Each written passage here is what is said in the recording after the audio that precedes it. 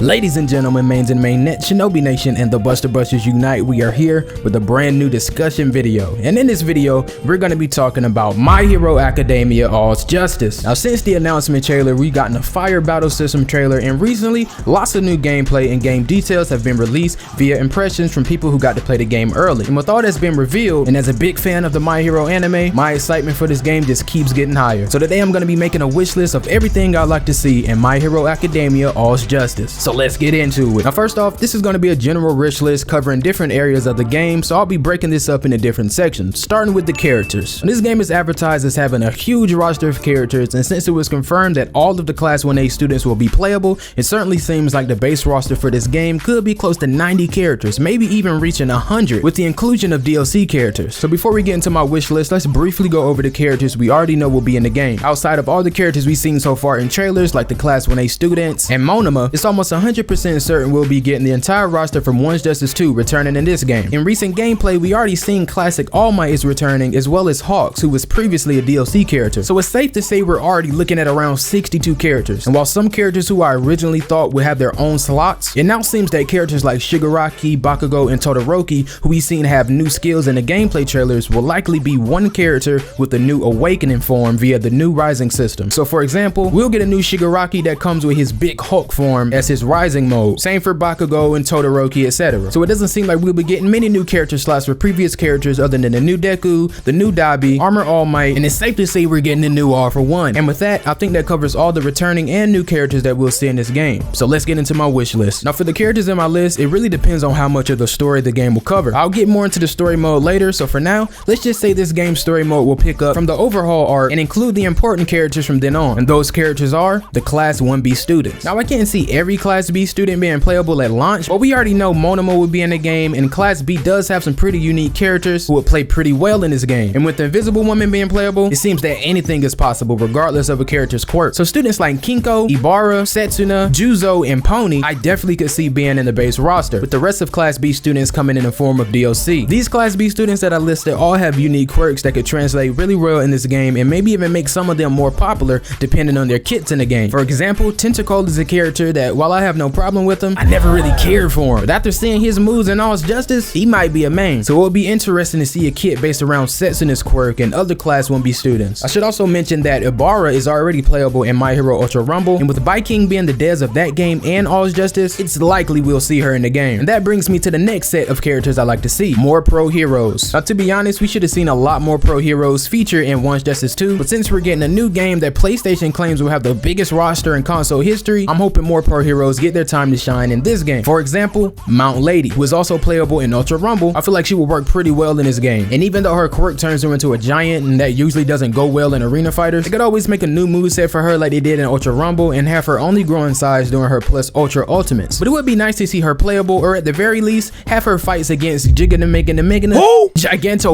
be playable as like a special boss section in the story mode. Now, the next character isn't really a wish, but more of a prediction, as they're also from Ultra Rumble. But I think Cementos actually has a pretty good chance of making it in the game, and if not the base roster, definitely DLC. And if that sounds crazy, remember that characters like Invisible Girl, Mineta, and Mei Hatsume will be playable, so again, anything is possible. But other pro heroes that I like to see in this game are Best Jeanist, Kamui Woods, Ryukyu, Edshot, Burning, Star and Strike, the Wild Wild Pussycats, and last but certainly not least, the Rabbit Hero Mirko. All these characters have some pretty solid roles and some cool fight scenes in the arcs after overhaul, and will all be very interesting to see in game. For example, the Pussycats could have a unique kit similar to Uzui's wives from Hinokami Chronicles 2, or to keep it close to home, One's Justice 2 featured General Criminal and La Brava, who are two characters taking up one character slot. So it will be very interesting to see how those characters could work in this game. Now, before I get into the villains I like to see, we gotta talk about Mirko. She's probably the most requested and biggest fan favorites in this franchise. She's pretty much confirmed to be in the game at this point. It would be very surprising if she isn't, and she should be base roster, not DLC, because she's a big contributor in the last couple arcs. But I do wonder if she'll have 2 character slots or 1, since in her first big fight, she still had all her limbs intact, and later we see her with her prosthetics. Maybe her first slot could use a faster kit since she'll have all her limbs and make full use of her quirk, and her second slot, while still keeping her speed, maybe she could play a little more heavy utilizing her prosthetics in battle. Or she could just have 1 slot with the same moveset and different skins for with and without her prosthetics. But y'all let me know what y'all think. But with that being said, let's get into the villains. I'd like to see Redestro, Spinner, Curious, Iceman, more no moves, and last but not least, Lady Nagan, who technically isn't a villain, but you know what I mean. She's another fan favorite like Mirko, who could have a very fire moveset and probably would be really annoying to fight against. Regardless, I'd love to see her in game. Now when it comes to the new Nomu, I'm not sure if I want a specific Nomu like woman or a multi-character slot that features multiple new Nomu playable as one character. I'll be satisfied either way, but I definitely would like a new playable Nomu in the game. Now I think that wraps up all the base roster characters I like to see and who also had important roles in progressing the story. The next set of characters I want could work as DLC, because I definitely want to see characters from the movies like One for All Bakugo, Wolfram, Nine and his squad, Fleckturn and Barrows, and of course Darkmite. By the way, sorry if I'm messing these names up, but honestly I'm hoping these characters could come all at once in their own dedicated movie packs to keep things organized. And speaking of packs, I'd also love a dedicated pack for the main squad from My Hero Vigilantes. That would be pretty cool to play as in this game. And of course Nana Shimura and heroes from other schools like Yoshindo and Tatami. Now let's get into some honorable mentions. Characters like the rest of Class 1B, or more pro heroes like Rotlock and Miss Joe, and just like Mount Lady, another big character like Jigonamanina would be pretty cool to see in game. But I think that covers all the launch and DLC characters I like to see, and if all my wishes were to come true, we're looking at an almost 100 character roster. And while that isn't the biggest fighting game roster in console game history as PlayStation claimed, it's definitely a pretty fat roster. But now let's move over to the next section of my wish list, and that's the story mode. Now I mentioned this in almost every video we made covering this game so far, but I really hope that this game isn't just a Final War arc, as that would mean all the arcs after the overhaul arc would be cut. And while hardcore fans who've read the manga and watched the anime probably wouldn't mind, it just wouldn't work context wise, especially if this is supposed to be a follow-up to One's Justice 2 that ends right after we defeat Overhaul. So many important battles and specific character arcs happen before the Final War arc that are necessary for full context of this last arc of the franchise. Now since the Final War arc seems to be fully animated including cinematic cutscenes, or at least I hope so, a way to compromise for the other arcs and save money and time for the devs would be to have a recap mode similar to Demon Slayer The Hinokami Chronicles 2, where we could get a rundown of all the previous arcs and maybe have some playable boss battles to give more context to the Final War storyline. But next on my wish list is customization options. Now we already seen a bunch of other outfits and recolors and many accessories since the first game, so it would be pretty surprising if we didn't have them in All's Justice. But this time around, I hope we have even more options. I hope that all previous outfits and accessories from the previous games with DLC included are available at launch via an in-game shop or a customization tab. And there are many new outfits that I would love to see as well. Now I won't go over every single outfit for every character, so I'll just break them up into different sections. But first up, I'd like to see some new original outfits. Now we already seen some original skins for characters in Ultra Rumble that are pretty fire, so I'd love to see them in this game as well. I'd also like skins from promo arts or collab art that's been revealed throughout the years. Maybe even certain outfits that were drawn by the manga creator himself, Horikoshi, because he's drawn many fire pieces of his characters, some wearing new outfits that could be cool to see in game. I'd also like some of the outfits we see in the anime openings and the endings, as well as some manga covers. And some of these fits we already seen in One's Justice 2, so there's a high chance we'll see them again. I'd also want more general outfit options like casual wear for all characters. We've also seen this in previous games, but it would be nice to have even more specific character options this time around. For example, in the anime, we've seen our heroes many times wearing their casual clothes around the UA dorm. It would be nice to have those and different variations of those, as well as the UA tracksuits. Now again, we've seen them before, but maybe this time we could get more personalized versions like in the anime. For example, Ochako doesn't usually wear her jacket with her tracksuit, but in previous games she always has it on. We actually have her tank top version in Ultra Rumble, so I think it's highly likely we'll see it in this game. But for other characters as well, it'll be nice to have them wear their tracksuits in the same way they will wear them in the anime. Another option could be their casual or training hero outfits, because throughout the manga and anime, we see our heroes wearing their costumes, but they're not fully complete. For example, when in the dorms or training, we can see Bakugo without his pads, or some characters are shirtless, some have their hair different. And speaking of hair, different hair options would also be cool to see, which may actually happen based on the character that's already in the game, and that's Nejire. In the anime, she had to cut her hair after being burned by Dabi, and their hairstyle is already translated in the game, but I'm hoping we can still get a long hair option for her as well. But different variations for their hero costumes would be nice to have in game. I think battle damage outfits would be fire as well. And last but not least, I definitely want to see official character specific outfits. For example, All Might has had many costumes throughout his career. I'd love to see him in game. It would be really cool if we could get a younger All Might skin where his eyes are actually animated. But other examples would be all the different versions of character hero suits, like Bakugo's first design, all of Deku's previous suits, Ochako's first suit, and so on and so forth. And everything I said so far, I definitely want to see for the villains as well. Original special outfits, casual outfits, and specific character fits like Twice but without his mask, or Dabi with different hair color options, or maybe even Toga wearing Twice's outfit. And while this may seem like a lot, I have a feeling we can see a lot of these options actually making it in the game, because in the game trailer so far, we've already seen new outfits for certain characters who are wearing the Final War arc suits. For example, Dark Shadow and Lil Twinkle. We even saw new outfits in the cutscenes, and that actually stood out to me a lot, because if you played a lot of anime games, you know that sometimes characters' outfits never really change. change. For example, the latest Bleach game or the Fairy Tail game. Certain scenes from the show that are recreated in game don't feature the characters' accurate outfits. But we already saw a small piece of a cutscene where Ida is seen in the accurate version of his suit from the anime. If the devs didn't care, they could have easily just put everybody in their default outfits and called it quits. So I'm looking forward to all the potential customization options we can end up seeing, especially some of the costumes that the heroes wear after the conclusion of the final war arc. But anyway, let's move on to the last thing I got on my wish list. I love to see a lot of different modes. Previously, we had an arcade and mission mode and even a photo mode. So I'm expecting all of those to be tweaked in return for All's Justice. But I'm also hoping for some new stuff. According to early impressions from people who already played the game, we're going to be getting an open world type of hub in the game where we can interact with other characters and even swing from buildings as Deku using black whip. So I definitely love if this was its own thing separate from the story mode that we could access anytime. Maybe it could work like the Dragon Ball Xenoverse 2 lobby, and that's where we can access other modes like arcade, mission, photo modes, and even a shop for getting new outfits, and maybe even a skill shop. Because if you've been following this game so far, you'll know that the biggest community wishes are for character intros to return and for cinematic plus ultra 2s to return. So if the plus ultra 2s aren't in the base game, maybe we could get a skill shop to purchase new ultimates for our characters and equip them before battle, similar to the latest Demon Slayer game. And speaking of ultimates, team ultimates are something I'd love to see in this game as well. Would also be nice if we could roam the new open world hub with other characters other than Deku. But another mode I'd like to see is something that I already mentioned, but if this game's story mode only covers the final war arc, I love a separate mode where we can relive the arcs leading up to the final war, but as a recap, maybe only including major boss battles where we can unlock more characters. Another mode or mode option I'd like to see is a 1v1 option. Now I'm all for 3v3s and finally being able to switch between characters in battle, but I think 1v1 fights would be fire with this new game's battle system, and it isn't like it's brand new to this series. Although it was only for offline mode, we did have an option to have 1v1 battles in One's Justice 2, so it's possible.